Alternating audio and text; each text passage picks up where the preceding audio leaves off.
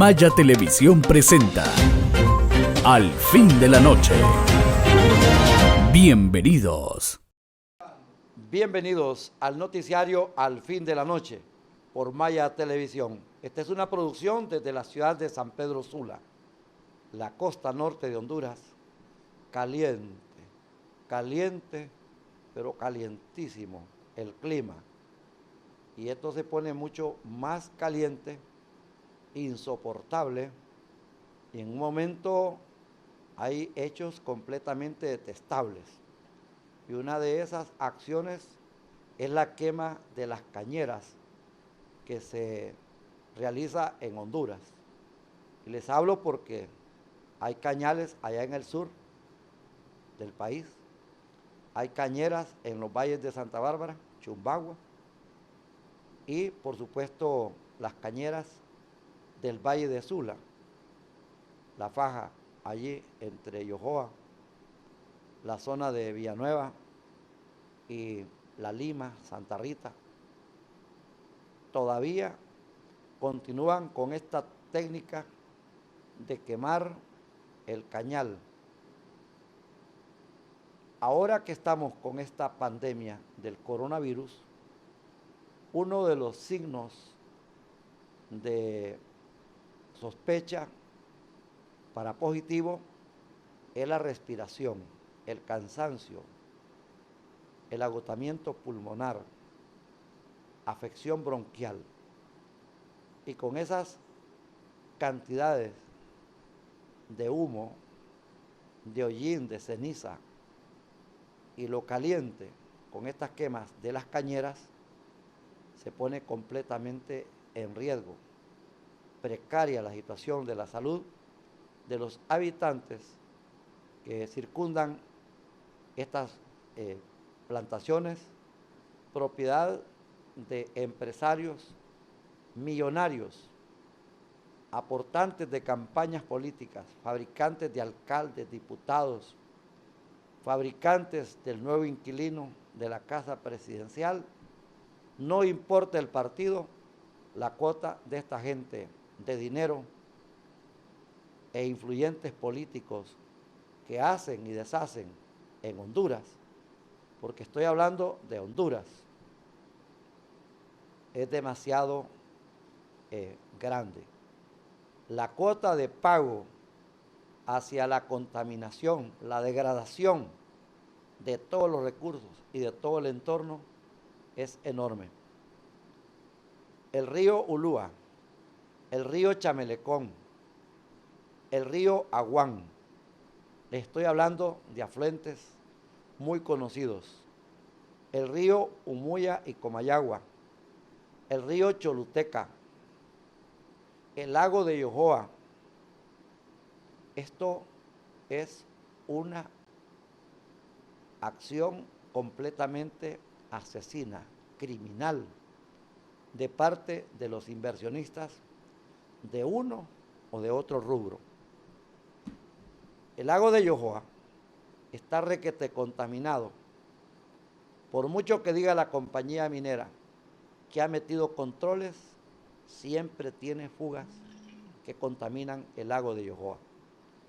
Ahora están las fincas que cultivan productos acuáticos, camarones, tilapia, echan alimentos, les echan químicos, y el lago de Yojoa cada vez se está volviendo en un resumidero y terminará en un pozo, en una poza. El lago de Yojoa de 1950, la década de 1960, todavía de 1970 a 1975-76, el lago era espectacular. Hoy no solamente se ha retirado de la margen, que incluso cubría la carretera que da entre el norte y el centro, Tegucigalpa. Los ríos, en este caso el Chamelecón, comienza una descarga de químicos, una descarga de basura, una descarga de potasa. Desde las tabacaleras allá en Copán, las fincas, las haciendas, hoteles, residencias, colonias, aldeas, la compañía azucarera Chumbagua, ahí deja caer las descargas, mortandad de especies acuáticas. Y luego todo lo que es el Córbano, el Palmar, la zona allí de Chamelecón, el puente para arriba, todas esas compañías fabricantes de bloques, productos de concreto, pavimentos, los dueños de esas compañías repellados de dinero. Ellos se han hecho millonarios de la noche a la mañana. Yo recuerdo un caso de una señora peleándose el derecho a una propiedad a la orilla del río. Estaba ya muy anciana y le vendió el caso a un abogado. El abogado se buscó unos inversionistas. Ahí hubo muertos, juicios. Y una vez les pregunté yo a ellos, ¿y cuánto más o menos están ustedes peleando por ese banco de arena, de piedra, de gravín, a la orilla del río Chamelecón? Allí por donde está La Paisa, Indeco, Eterna, Brazos de Honduras. Me dijo, lo tenemos valorado, me dice, en unos 30 millones de lempiras. 30 millones de lempiras. Entonces no importaba invertir 10 millones en abogados, en fiscales, jueces, magistrados, periodistas, medios de comunicación, autoridades de la Secretaría de la que le dicen Mi Ambiente. Todo eso van a parar a una sola bolsa. Y eso lo han hecho de años y de años y de años. Encontraba a un televidente, JJ Domínguez, conocido como el bachatero. Y me recordaba, lo estuve viendo en la televisión, cuando usted estaba refiriéndose al tema del ferrocarril nacional. Y un escándalo que pasa por la memoria del general José Trinidad Cabañas. Y se dice en la imagen de Cabañas, el hombre sin tacha y sin miedo, y que es tomado como escudo, como símbolo, como emblema por los militares de Honduras. Militares de Honduras que uno es un cargamento de miedo. Dos, ahí no hay tacha, ahí lo que hay es hacha, símbolo de un descuartizamiento o de una violencia. Yo no entiendo cómo es que Juan Orlando Hernández convoca a una cadena de radio y televisión para presentarse con todas sus fuerzas militares y policiales, hasta la Policía Municipal de Tegucigalpa y San Pedro Sula, a mostrar ese gran poderío, esa gran fuerza, para amedrentar, causar miedo, pánico, para arrodillar, para llevar entre la espada y la pared a sus competidores, especialmente los políticos. De remate, en una cadena anterior, hablando de turismo, restaurantes y hoteles, playa, sol y mar, río, dijo que a los militares, a los policías, y para darle maquillaje ilustre, habló de las enfermeras y los médicos. Hay que enviarlos, dijo, a descansar y a disfrutar luego de un trabajo que han dado en esto de la emergencia de la pandemia. Señor Juan Orlando Hernández, quiero decirle puntual, con la experiencia de un veterano reportero y presentador de la televisión. El pasado 3 de mayo, ni yo mismo me lo creo, arribé a 45 años de haber llegado a la televisión. Creo que Flores Ponce, el licenciado Mario Flores Ponce, tiene 40 años de haber llegado a la televisión, porque yo llegué primero en blanco y negro, y unos años después llegó el licenciado Mario Flores Ponce al sistema de televisión de San Pedro Sula, denominado Telesistema Hondureño, Canal 7 en la costa norte y Canal 3 allá en Tegucigalpa. Ya desapareció esa compañía con esa identificación y ahora se conoce como TSI, es la misma mica en diferentes ramas. Pues el 3 de mayo de 1975, no me pregunte cómo salí, qué salí haciendo y cómo salí, pero sí aparecí en blanco y negro en esa televisora cuando inauguramos el programa El compadre más regalón de la televisión con don Armando Sánchez Amaya, un hombre creo que llega a los 80 años de edad, está al aire, está con su show, con su espectáculo, con sus regalos, con sus novedades, al pie de las cámaras del micrófono. Le envío un saludo, el agradecimiento, porque para ese momento apenas era un estudiante, con grandes sueños, con grandes ideales, y aquí estamos desarrollándolos. Más que una carrera en la locución, en la radiodifusión, en el periodismo, una carrera en la que estoy estudiando, estoy aprendiendo, estoy intercambiando, interactuando,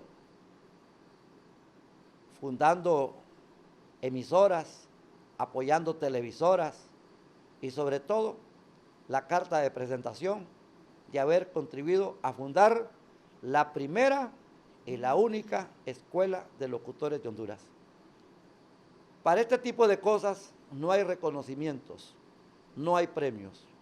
Lo que hay son amenazas, persecuciones, castigos.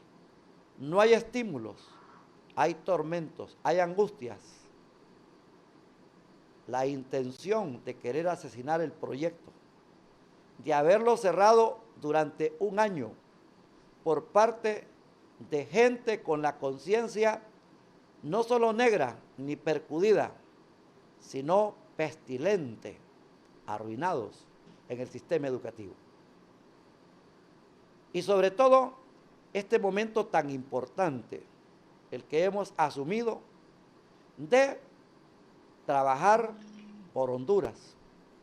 Y esa Honduras está representada en la bandera. Cuando estuve con el rector de la Universidad Pedagógica de Colombia, Francisco Cajiao Restrepo, y cuando estuve con el rector de la Universidad Nacional Autónoma de Honduras,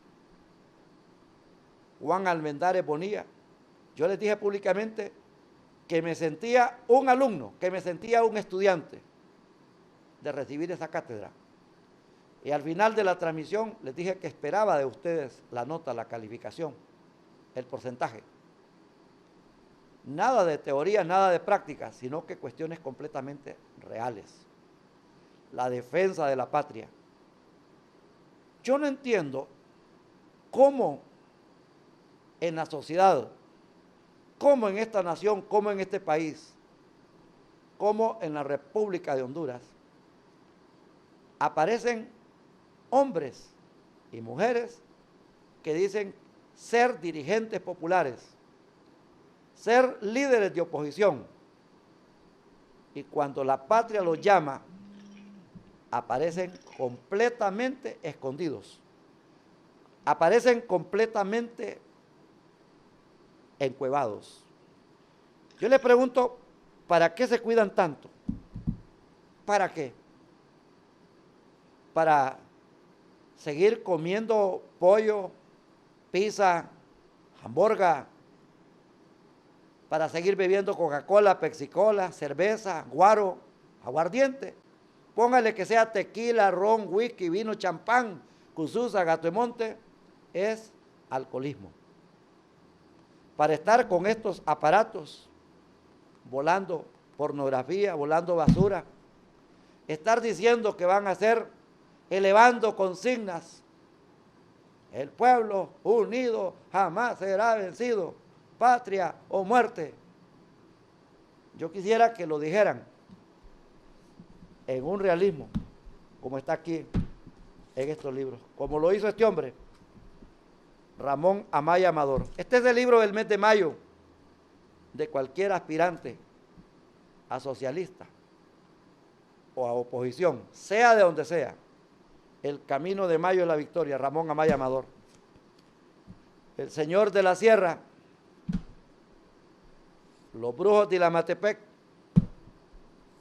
Cipotes, Prisión Verde, Destacamento Rojo, con la misma herradura.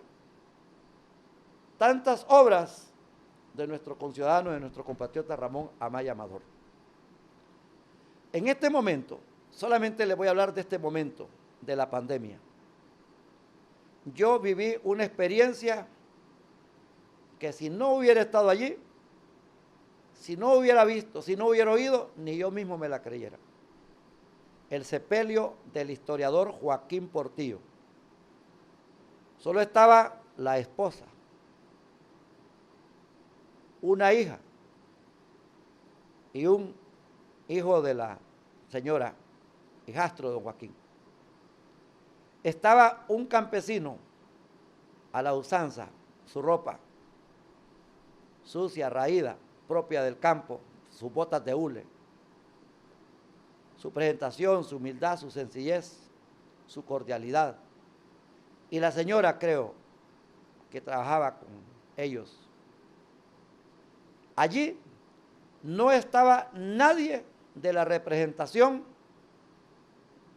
de los trabajadores. No había nadie de la CGT, de la CTH, de la CUT, ningún sindicato, ningún patronato. Ah, es que usted sabe, toque de queda, usted sabe que no podíamos estar allí. ¿Cómo que no? ¿Y yo por qué estaba? ¿Por qué?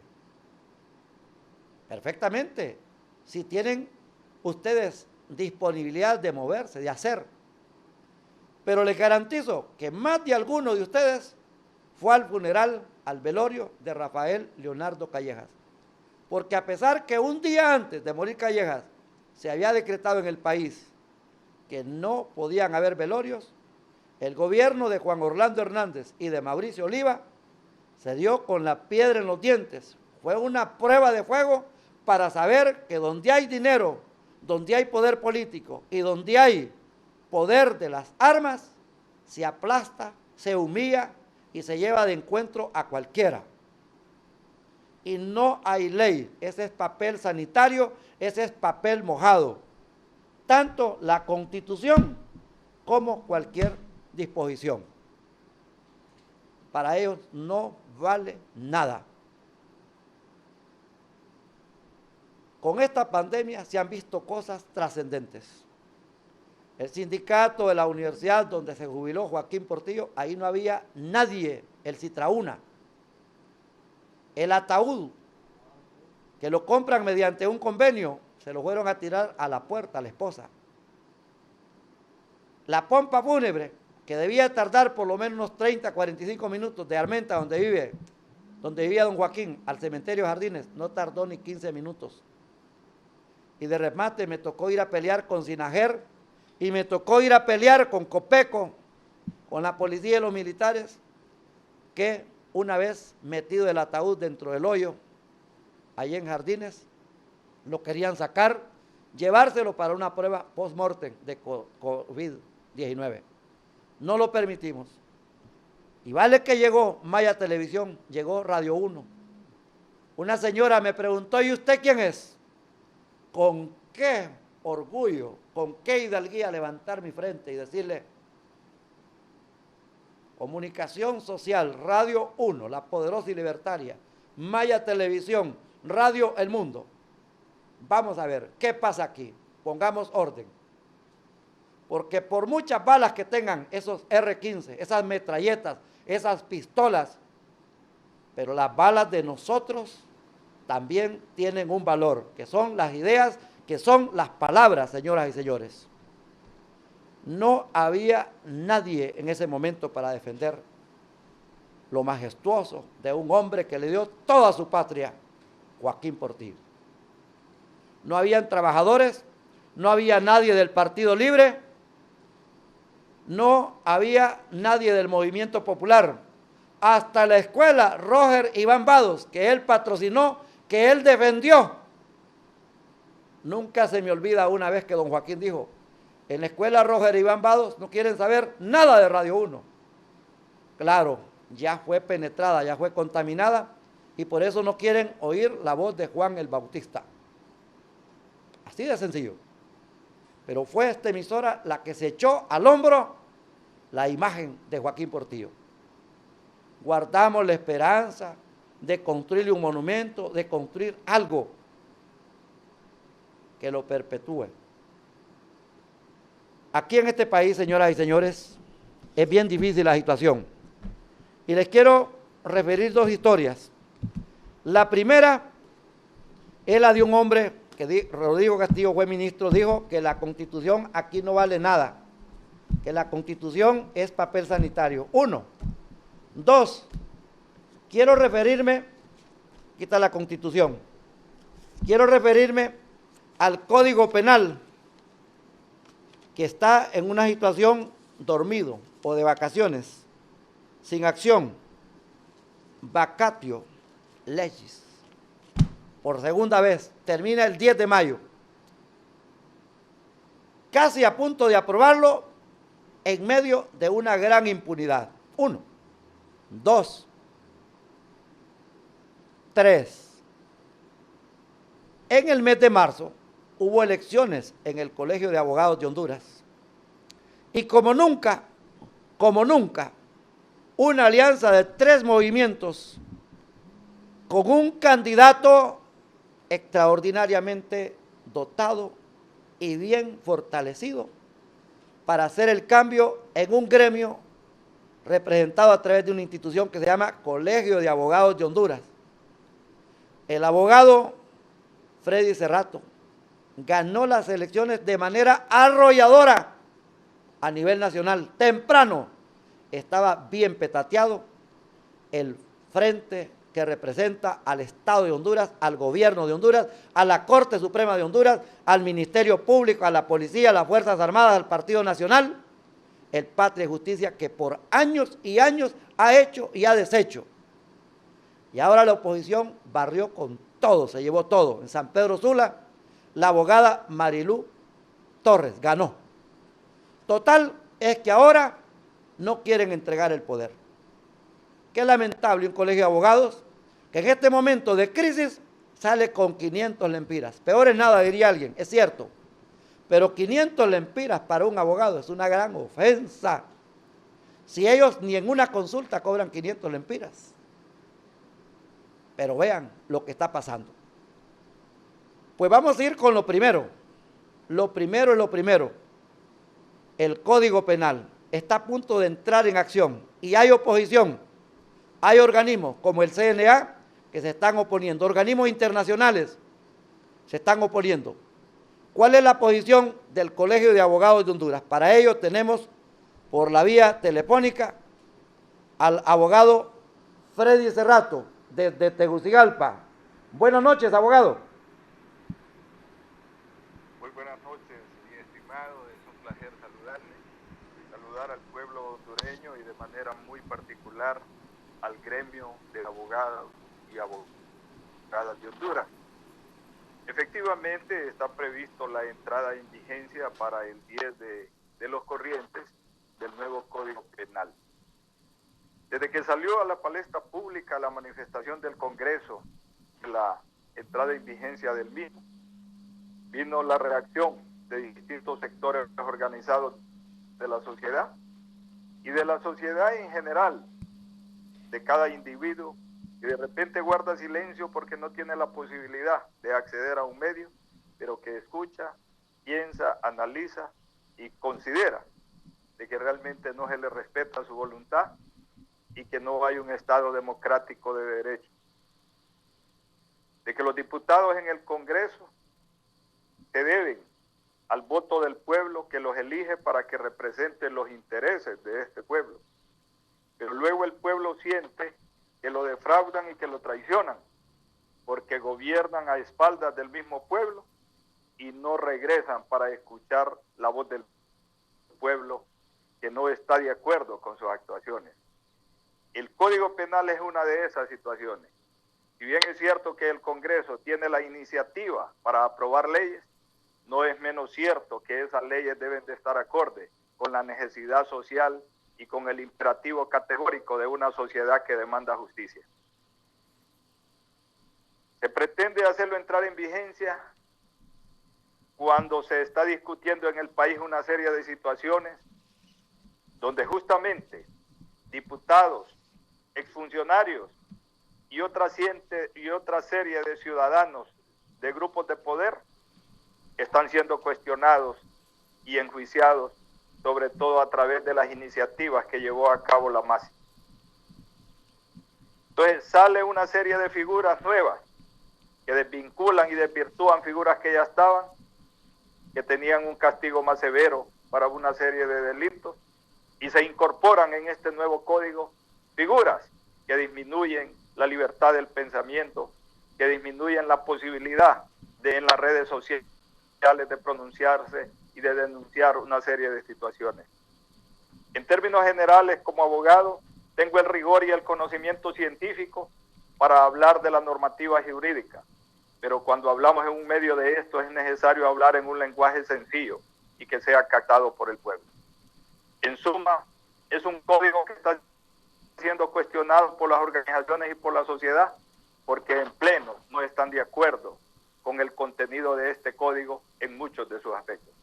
La sociedad acusa y señala que es un código hecho a la medida para favorecer a muchos sindicados y a otros que ya guardan prisión para aplicarle la figura de que la ley es retroactiva en materia penal para favorecer y disminuir, y para otros que hacia futuro podrían verse enjuiciados y de antemano quieren preparar una condena que les sea más leve y que les sea más suave.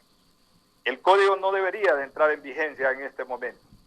Debe el Congreso, como un imperativo que le mande el pueblo, volver a dar otro espacio para que la sociedad lo vuelva a discutir y las organizaciones lo vuelvan a discutir, porque hemos estado bajo un estado de excepción, donde se han suspendido una serie de garantías ciudadanas y constitucionales que tienen que ver con la libertad de asociación, con la libertad de reunión, con la libertad de poderse movilizar. En consecuencia, no es cierto, aunque hayan redes sociales, no ha habido la posibilidad de que de manera conjunta y físicamente, donde es más fácil la expresión, se pudieron haber reunido estos grupos para discernir y discutir sobre este código. Y la gran interrogante es, ¿cuál es la prisa del Congreso Nacional? ¿Cuál es la prisa y la desesperación porque se apruebe? Y estamos galopando en el país en una serie de indicadores de corrupción y nada se ha hecho en el pasado. En consecuencia, ¿por qué no esperar y seguir aplicando el código que ya está vigente? Entre tanto, la sociedad se pone de acuerdo. Ese absolutismo del Congreso Nacional es lo que resentimos como ciudadanos. Esa forma de actuar del Congreso Nacional es la que nosotros queremos intervenir desde el Colegio de Abogados de Honduras para poder ser parte como un grupo formado en las ciencias jurídicas para poder dar luces y poder brindarle al pueblo una orientación. Pero estamos en una situación, como usted lo decía, donde no se está respetando. No se respetan los resultados de la voluntad del pueblo, no se respeta el resultado de las elecciones. Al día de hoy su servidor no ha asumido como presidente del Colegio de Abogados, simple y sencillamente porque la señora Ani Ochoa, junto con 4 miembros más del Frente Patria y Justicia, se niegan a entregar. aun cuando los otros que formaban parte de esa junta directiva, actuando como abogados, manifestaron que había vencido su periodo de 4 años porque habían sido electos del 2018 al 2020 y se retiraron de inmediatamente el 30 de abril. Ahora, bajo una artimaña que parece más bien asociación ilícita para poder asaltar el colegio de abogados, se han puesto de acuerdo 5 magistrados, todos altos funcionarios del Poder Judicial, para no entregarnos la conducción del colegio de abogados.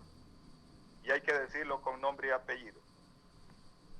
La señora Ani Ochoa, presidenta del Colegio de Abogados de Honduras, que es a la vez la inspectora general de tribunales del Poder Judicial. La abogada Ivette Albertina Benítez Erazo, vicepresidenta del Colegio de Abogados, que a la vez es magistrada de la Corte de Apelaciones de lo Contencioso Administrativo. Y la menciono a ella porque justamente en ese tribunal de alzada, donde el abogado Conan Rafael Argueta Burdet, que también es magistrado de la Corte Segunda de Apelaciones de Francisco Morazán, presentó un amparo para ser inscrito un movimiento que él estaba organizando y el cual no le fue inscrito porque no reunía los requisitos. Él también es parte del Frente Patria y Justicia y simplemente por sus divisiones internas en una artimaña pretendía a última hora inscribirse. Ese amparo lo presentó en el juzgado en la Corte de Apelaciones de lo Contencioso Administrativo y fue recepcionado y de manera ilegal, porque ese tribunal no es competente para conocer de amparo, fue recibido por la abogada Dayani Ivette Bocanegra Padilla y Claudia Cecilia Cantarero Durón, que como les decía antes, son compañeras con la abogada Ivette Albertina Benítez Erazo, vicepresidenta del colegio en ese mismo tribunal. Consecuencia de lo que hay es una orquestación, donde un grupo de profesionales del derecho, que son funcionarios de alto nivel en el Poder Judicial, se han coludido, inclusive cometiendo el delito de prevaricato, y han planificado de manera conspirativa para mantenerse en el poder y no entregarlo. Jamás en la historia se había visto una prevaricación de esa naturaleza por los intereses del Colegio de Abogados, porque tanto el abogado Conan Argueta como los miembros de esa Corte de Apelaciones saben perfectamente, y eso lo sabe cualquier otro profesional del derecho, de que las actuaciones del Colegio de Abogados no son sujetas de amparo. Y además saben que la Corte de Apelaciones no tiene facultades ni siquiera para admitirlo, porque el tribunal donde se debe presentar cualquier reclamo se llama el Juzgado de lo Contencioso Administrativo. Dice que Sinajer había prohibido realizar las elecciones por la cuestión de la pandemia. No tiene nada que ver. El colegio nunca ha sido comunicado de ninguna situación de esa naturaleza. Y algo que es muy importante señalar en este momento, para que no se sigan manejando los conceptos equivocados, es que la Corte de Apelaciones no prohibió la celebración de las elecciones.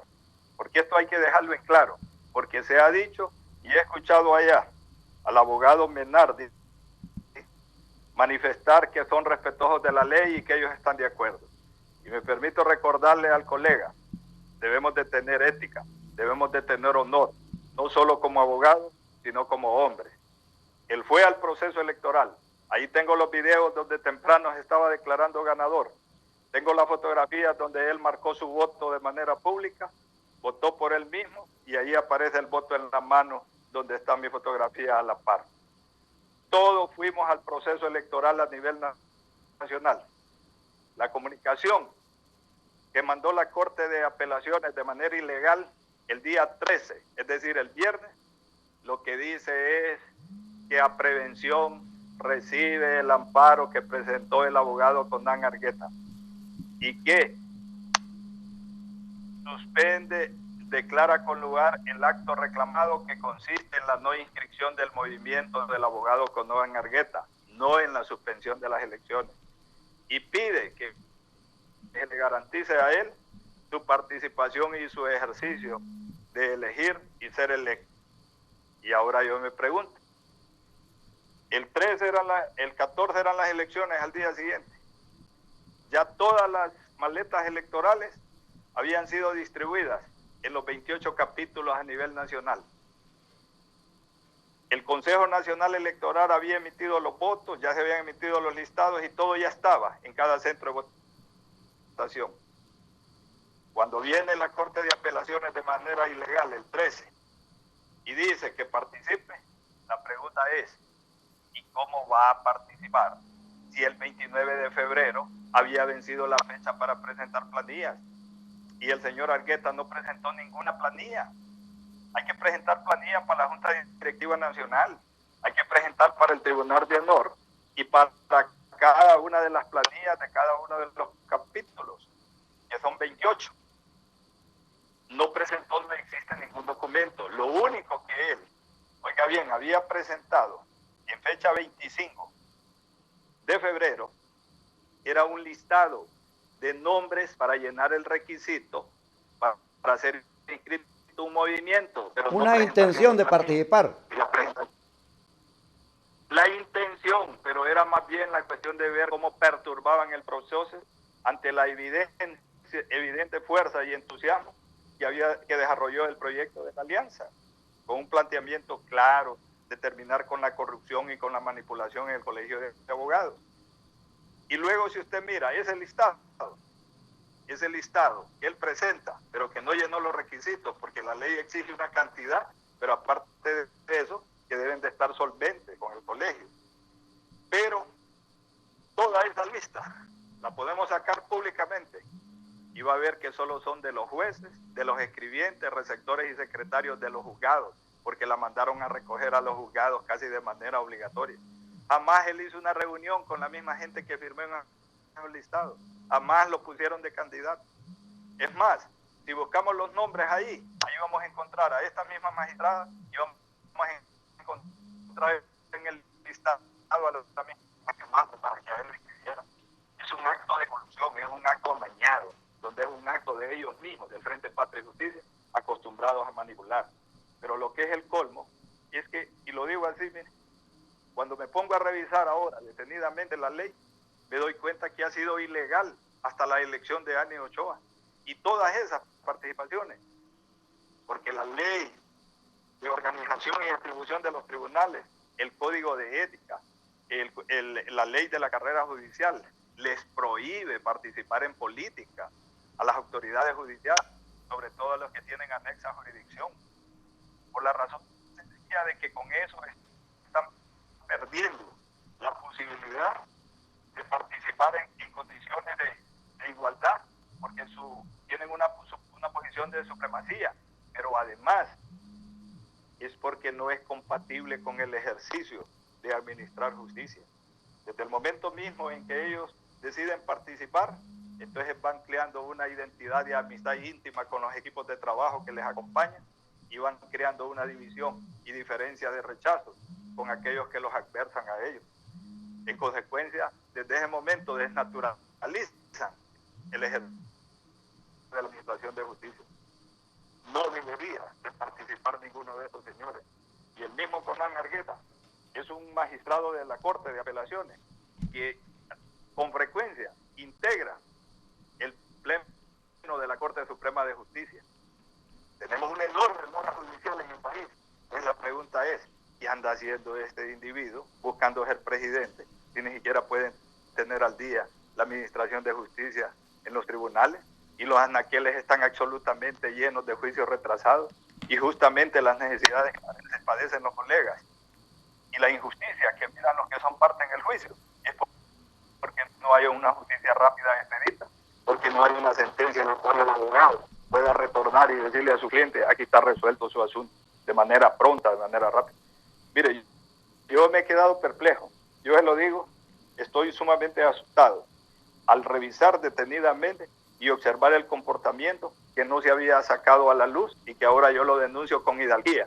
Aquí estamos hablando de una conspiración, de una trampa y de un mecanismo, aprovechando el poder que les da el cargo en el sistema judicial de Annie Ochoa, de los miembros de la Corte de Apelaciones, de los contenciosos administrativos y del señor Conan Argueta.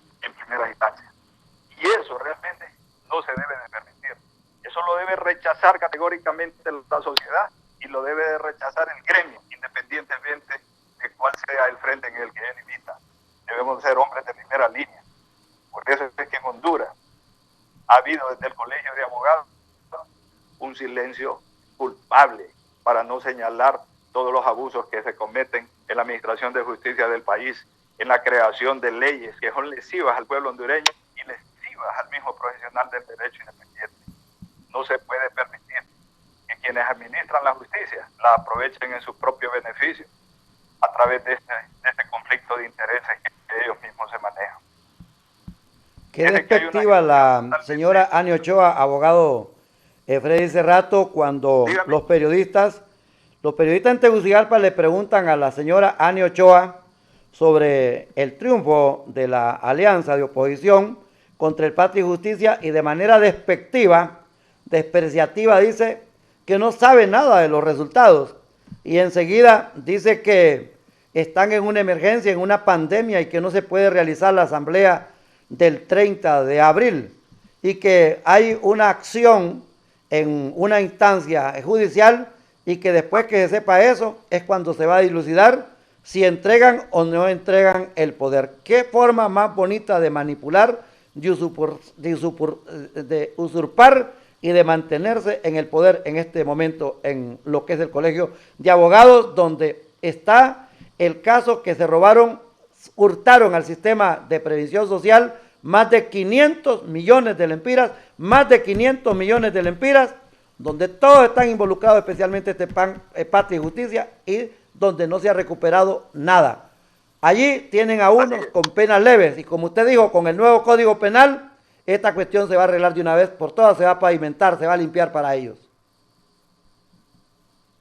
Mire, efectivamente, yo le voy a decir, yo me quedo perplejo, sinceramente, cuando aparece hablando ahí en los medios y le dan el espacio, y de repente no hay la inquisición de parte del periodista, que debe de ser severo y crítico en la cuestión de la pregunta para buscar la verdad. Fíjese bien, no hay ninguna disposición en la ley orgánica del colegio que les permita quedarse después del 30. Que no se podía llevar a cabo la asamblea. Muy bien, físicamente no se podía llevar, ellos la tenían prevista para Ceiba, porque eso lo habían dejado aprobado desde el año anterior. Y lo hicieron bajo la inteligencia que ellos iban a volver a ganar y que iban a ir a celebrar. Y para eso tienen reservada una suma millonaria, porque la costumbre es mover a todos sus seguidores de todos los capítulos, e inclusive acostumbran ir a juramentar allá esas asambleas los capítulos, cuando la ley establece que los capítulos toman posesión desde el 28 de abril y lo pueden hacer de manera simple en cada uno de esos capítulos. Que la asamblea no se podía llevar, es correcto. Que producto de la pandemia, es correcto. Pero el Congreso Nacional, fíjese bien, aprobó el decreto legislativo 23-2020 a raíz de la pandemia, y dejó establecido en el artículo 27D de que todas las reuniones, asambleas, tanto de las organizaciones del Estado como de nivel privado, mercantiles, gremiales, absolutamente todo, se pueden realizar de manera virtual.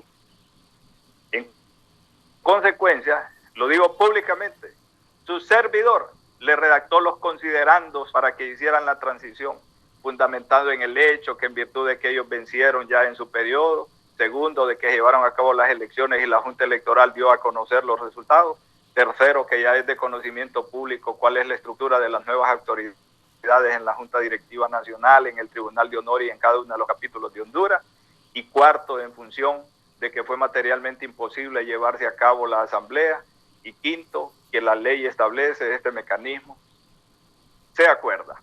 Primero, convocar para tal fecha. Yo esperaba que lo hicieran la convocatoria para el 4 o el 5 de mayo, en la cual decía que virtualmente se conectaban todos los abogados a nivel nacional y que presencial un grupo reducido con las medidas de bioseguridad y con la presencia de la prensa. Y eso era todo. Ahí presentan su informe y se toma posesión en frente de la asamblea. Entonces, ese día hubo sesión de la Junta Directiva, que era su última sesión supuestamente, y allí los miembros propietarios son 9. Ella fue, según me han manifestado, la que más argumentó para quedarse y sacó a colación lo de los amparos. Un amparo presentado por alguien que no participó en las elecciones, que no ni siquiera tenía inscrito ningún movimiento, que no presentó ninguna planilla y que era alguien emergente que lo querían poner en virtud del pleito que tenía en el Frente Patria y Justicia.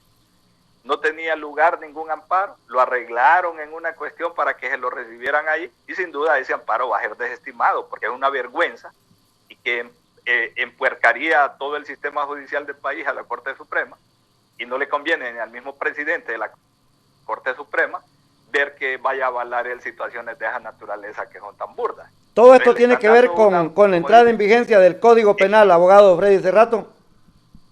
Es una cuestión de que simple debe esperar. Mire, aquí todas las cuestiones tienen un nexo de ilegalidad, entonces todas las cosas están vinculadas. Pero usted me dio este espacio y yo lo quiero aprovechar, si usted me lo permite, para que sobre todo en la zona norte y todo queden enterados de cómo es el asunto. Y señalarle lo siguiente, fíjese bien, simplemente no entregan porque no quieren. Pero aquí quiero señalar que doña Ani solo está ella en la junta directiva actualmente con los miembros de Patria y Justicia. Los demás se retiraron todos el 30 de noviembre. Entonces ella está usando un sombrero que ya no le corresponde. Pero lo más delicado es que se puso el sombrero de presidenta del Instituto de Previsión. Y desde ahí entonces entregó un bono que ya estaba previsto. Porque yo mismo le había señalado públicamente que los 2 millones o no sé cuánto que tenían previsto para la fiesta en Ceiba, que no se llevase a cabo ninguna asamblea y que ese dinero se utilizase para los compañeros que se dedican al ejercicio independiente. ¿No le parece que esa es una postura honorable? Y ahí es donde salen los 500 lempiritas. Sí, entonces no era 500 pesos, le puede dar mucho más. Si yo creo que solo para ese evento de allá de la toma de posesión tenían previsto más de 2 millones, según tengo entendido. O sea, cada mesa le ponen por lo menos 3 botellas de whisky. Mira, sí, esas cosas no estamos para esas situaciones en estas circunstancias. Entonces, ¿cuál es el bueno? Mire, el bono, uno como ser humano debe ser agradecido, pero es una humillación para un colega. Y la forma como lo manejaron y todo, de la forma tan despectiva, cuando ella dice que hay que darse solo a los abogados que tienen hambre. No, mire, la verdad es que es incorrecto lo que están haciendo, pero quiero llamar la atención ahorita en algo que es fundamental. Quiero pedirles a los colegas que se manifiesten enérgicamente protestando en todos los capítulos, que entren en las redes, que llamen a los medios, porque esta señora ya anunció que va a negociar de nuevo el seguro, un seguro en el que pagan como 40 millones y que se sospecha de que lo hacen por el tilín debajo de la mesa, porque es un seguro que no le sirve al gremio. Y uno de mis planteamientos de campaña fue que el seguro yo lo iba a hacer público y lo iba a discutir con cada uno de los miembros de cada uno de los capítulos para que entre todos hagamos lo más conveniente. Y en 14 años, y estando ella ahí, la negociación de los seguros fue mala, no debe de negociar ahora ella, que no le compete. Ese es el gran interés que tienen en hacer esa negociación. Y al parecer estas compañías de seguro no tienen ningún reparo en andar viendo a quién le dan coima y a quién le dan algún bono y cuestiones de esa naturaleza. Ella no debe de participar. Y yo, como presidente electo del Colegio de Abogados de Honduras, desde aquí le mando un mensaje al Sistema Bancario Nacional, a las compañías de seguro, personas naturales o jurídicas, que no suscriban ningún tipo de contrato o acto con la abogada Ani Ochoa, porque ella ya no es la presidenta del Colegio de Abogados, y a corto plazo, lo del amparo se va a resolver, las elecciones están dadas y nos van a tener que entregar. A todo esto hay una serie de atropellos. La última información que trasciende es que profesionales del derecho están siendo despedidos en las universidades privadas y hasta en la Universidad Nacional Autónoma de Honduras a raíz de esta situación de emergencia. Aquellos que están trabajando por hora, aquellos que son interinos, los están dejando, como quien dice, así, en el olvido. La otra cuestión es el saldo de muertos, los asesinatos de abogados. Hay que investigar incluso la muerte maquillada o cobijada en un parricidio en Chamelecón, en la ciudad de San Pedro Sula, padre e hijo profesionales del derecho. Y ese listado que ya va a llegar o sobrepasar los 100 profesionales del derecho que están en completa impunidad, e incluyendo grandes abogados como el abogado y notario Rubén Darío Mateo Galán, aquí en la costa norte de Honduras, reconocidos abogados y abogadas de Tegucigalpa. Yo recuerdo a la abogada Judith Alemán, no, que fue por negocio, Sí. que por cuestiones de su trabajo. Sea como sea, hay que investigarlo y hay que buscar quien lo castigue. Mire, realmente el silencio, y es uno de los puntos que he planteado. Y en nuestra administración, y lo hemos dicho, el colegio debe ser la voz del pueblo y debe ser la voz del gremio. Ahorita se puso en evidencia un colegio que ni siquiera tiene clasificado de quienes trabajan en el sistema judicial, de quienes en la administración pública, quienes están empleados como abogados, como asesores en el sector privado, que allí incluye las universidades estas privadas, y quienes exclusivamente a la acción independiente. No pudieron, inclusive ni para entregar ese bono, poder deslindar cuál era la situación y el estatus de cada uno de los abogados. Al final hicieron una clasificación que es ilegal, y antojadiza, con un bono que, fíjese bien, no tiene ni número de serie ni nombre de destinatario, el cual lo pueden utilizar como naipe en sus actos de corrupción para entregárselo a quien se les antoja y dejar por fuera a quien se les antoja. Es lógico que no se pronuncien cuando haya asesinatos, ni haya una exigencia de investigación, ni se pronuncien alrededor de todos los casos de corrupción que se manejan en el país y que tiene que ver con el sector justicia, porque el problema es que son juez y parte. ¿Cómo va a poder un funcionario judicial, imaginen la inspectora general de tribunales, ante quién se va a ir a poner la denuncia? Por ejemplo, en este momento del prevaricato de los magistrados de la Corte de Apelaciones, él la tendría que presentar a ella. ¿Y qué acción va a tener ella? Si más bien ella está patrocinando la situación ilegal que se está dando. Va a ir al Tribunal de Honor del Colegio de Abogados a denunciarlo, si ellos mismos son los que están allí. Lo mismo sucede con el sistema de investigación y policial. Son ellos mismos. E inclusive no tienen valor de salir en la comparecencia pública porque sus puestos en el desempeño de función judicial no es compatible con la actividad de hacer proselitismo político y de expresarse políticamente. Abogado Freddy Cuando Cerrato. no les parece que una ley, imagínense una ley, este código, que no están de acuerdo, ¿cómo va a salir a manifestarse en función de eso? Como colegio, si ellos mismos son funcionarios del sistema. Por eso es que es importante la lucha que nosotros hicimos con la alianza, porque uno de los propósitos es deslindar esa situación y que el abogado realmente encuentre en el colegio de abogados un espacio donde pueda ir a compartir, a exponer y desde donde se pueda expresar en sus necesidades, en sus exigencias, en sus inquietudes, en la exigencia de sus derechos y en la denuncia. Sí, abogado, solamente así al cierre del noticiario y de manera breve, se siente un ambiente de continuidad, de reelección, de manipulación del poder, donde el Colegio de Abogados tendría como un foro, como un gremio tan poderoso presente en todas partes, participar, pronunciarse. La justificación sería la emergencia, la pandemia. Creo que militares, policías, otros gremios, el poder legislativo, el poder judicial, los empresarios, gente de iglesia, medios de comunicación, periodistas, estarían haciendo un lobby para que el señor Juan Orlando Hernández se perpetúe más en el poder, incluso algún momento de autogolpe para convocar a otra forma, una Asamblea Nacional Constituyente acomodada. Y el Colegio de Abogados, en el cual usted fue electo, tiene mucho que decir. Efectivamente, es un imperativo categórico y no se puede negar el colegio de tener un planteamiento, y debe ser claro, y debe ser un planteamiento sin sesgo, en función de la ley, el respeto a la Constitución, el respeto a la garantía ciudadana, el respeto a los derechos humanos, el respeto al debido proceso. Cuando se dio la cuestión de la emisión de la sentencia de la Corte, el Colegio de Abogados debió haberse pronunciado. Y en este momento, sobre el Código Penal, el colegio debió de haberse pronunciado. En este momento, cuando se miran los actos de corrupción, en el manejo de la situación de el colegio debe de pronunciarse, exigiendo de que se entre a fondo, porque es el sistema judicial y de investigación el que crea un parálisis.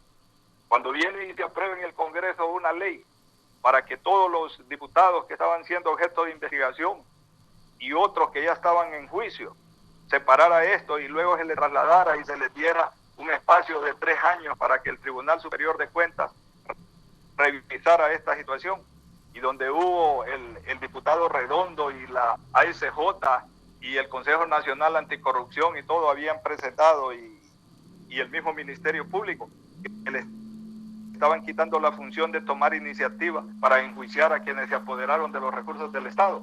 Allí también el colegio debe de haberse pronunciado. El colegio debe de estar presente y latente en todas las situaciones de orden legal y jurídico que tienen que ver con el país. Por eso es que nosotros, bajo cualquier circunstancia que se dé de esta naturaleza, claro que nos vamos a pronunciar. Y no va a ser la expresión del presidente del colegio. Para eso tenemos previsto volver a integrar las comisiones de las distintas materias, para que juristas con gran experiencia y conocimiento, sin sesgo político, sino que con criterio eminentemente jurídico, emitan su opinión al pueblo hondureño. Así debe de ser, así debería de ser. Abogado, al cierre del noticiario, abogado, ¿debe de suspenderse la entrada en vigencia del Código Penal o qué cree usted que van a hacer esta gente allá en Tegucigalpa? Lo que ellos hagan es una decisión que no se la podemos cambiar, pero es arbitraria. El código no debería de entrar en vigencia, sino que debería de establecerse otra prórroga, porque en este momento inclusive hay cuestiones de orden jurídico que les impiden, porque hay suspensión de garantías constitucionales y eso colisiona con el hecho de que entren en vigencia nuevas disposiciones o delitos establecidos en el Código Penal. En consecuencia, el Congreso viene en la obligación, por respeto a la ley y por respeto al pueblo, de pronunciarse de manera inmediata para prorrogar y tener como no transcurrido todo este tiempo que hemos estado de esta pandemia y en el cual se han suspendido las garantías constitucionales. Hasta pronto, abogado Freddy Cerrato, desde Maya Televisión, el departamento de prensa en la ciudad de San Pedro Sula. Saludos.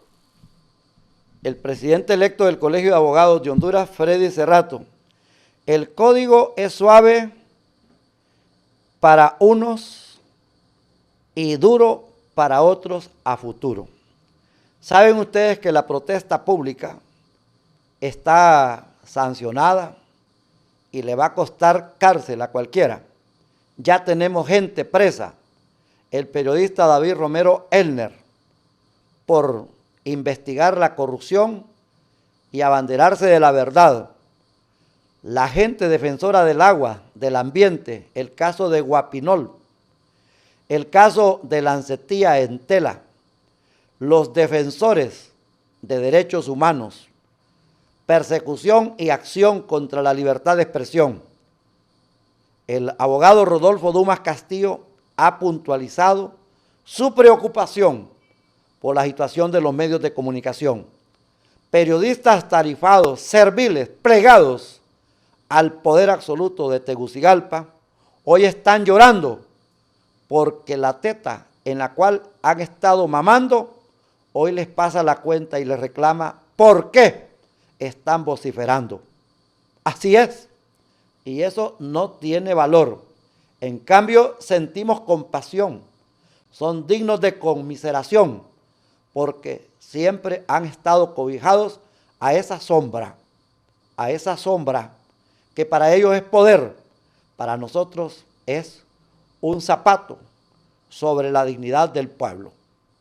Salud, educación, como dijo Juan Almendares Bonilla, aquí son intrascendentes, irreverentes. Aquí es trascendente, es saludable el culto a las armas, a las bombas, el dinero, las vacaciones, carros, casas, facultades paramilitares y policías, a quienes llaman héroes. ¿Héroes de qué? En cambio, para una enfermera, para un médico, para un paramédico, para un laboratorista, para esos no hay absolutamente nada. Esos vientos de continuidad, esos regaños que hizo el hombre en una de las cadenas a los políticos, realmente son impertinentes, no tienen razón de ser. No hay nada. ¿Por qué tanto halago? ¿Por qué tanto servilismo? ¿Por qué tanto arrastre a la gente que quita y pone? No. Tan fuerte, dijo el ex rector de la Universidad Pedagógica de Colombia, Francisco Cajiao Restrepo. Pero es la verdad, cuando uno lo encuentra, es que lo que le están dando a los pobres es lo que los ricos rechazan y no quieren porque saben que no es así. El Código Penal tiene que dársele otra vacatio legis, y al Colegio de Abogados de Honduras a ponerle potasa, a ponerle cloro, a ponerle todos esos químicos que puedan botar la corrupción, la pestilencia. Los abogados y las abogadas de Honduras son dignos de mejores oportunidades, no a la matanza, no al asesinato de abogados. La oportunidad para todos, tantos desempleados, 500 lempiras, es una migaja, es una ofensa, aunque para un pobre aquí en este país sería un gran capital. Da lástima, conmueve ver los bulevares, las calles, carreteras, avenidas de Honduras con gente tendiendo la mano. Tengo hambre, deme algo. Familias que uno nunca se imaginó. No sería raro que nosotros también hagamos lo mismo, porque estamos en una situación difícil. Mientras en Tegucigalpa el Poder Ejecutivo, con la venia del Poder Legislativo, el Poder Judicial y las Fuerzas Armadas y un Ministerio Público inerte, dejan que se derrochen más de 120.000 millones de lempiras. Hoy estamos esperando la cosecha de arroz, de frijoles, de maíz, de frutas, de verduras, legumbres, con los 4.000 millones de lempiras que se le dieron en octubre del año pasado a las Fuerzas Armadas de Honduras. No tenemos absolutamente nada y de eso no se le preguntó. De eso no preguntaron los tales periodistas que engañan a la población ignorante a sabiendas que esa era una producción pregrabada, donde las preguntas también estaban preelaboradas con mentes, con lenguas, con pensamientos completamente prepagados, empeñados, hipotecados, amenazados y completamente atesterados. Hasta pronto.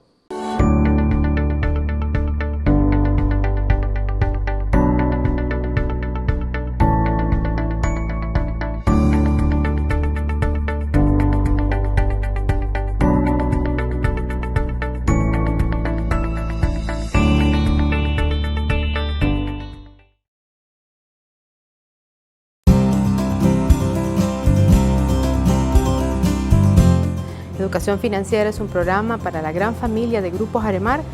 Ya en 2019 estamos beneficiando a más de 400 colaboradores a través de este programa de capacitación que busca realmente generar bienestar en el futuro de nuestros colaboradores.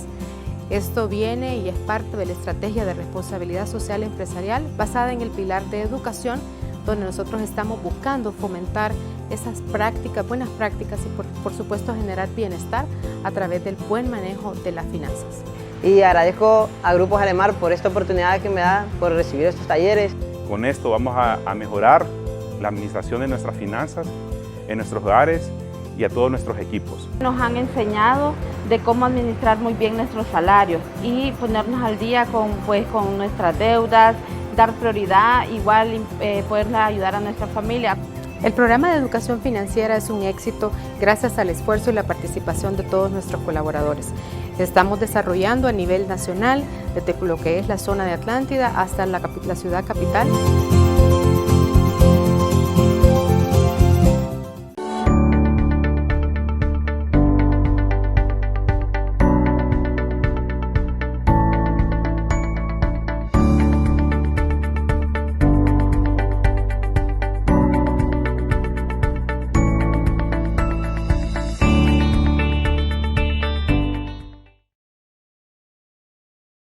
Así la malgastamos, así la desperdiciamos, así somos de inconscientes. No nos importa el que no la tiene. Y así nos vamos a quedar todos. No olvidemos que el ciclo del agua y el ciclo de la vida son uno mismo. Agua que no has de beber, debemos proteger. Maya TV, cobertura total.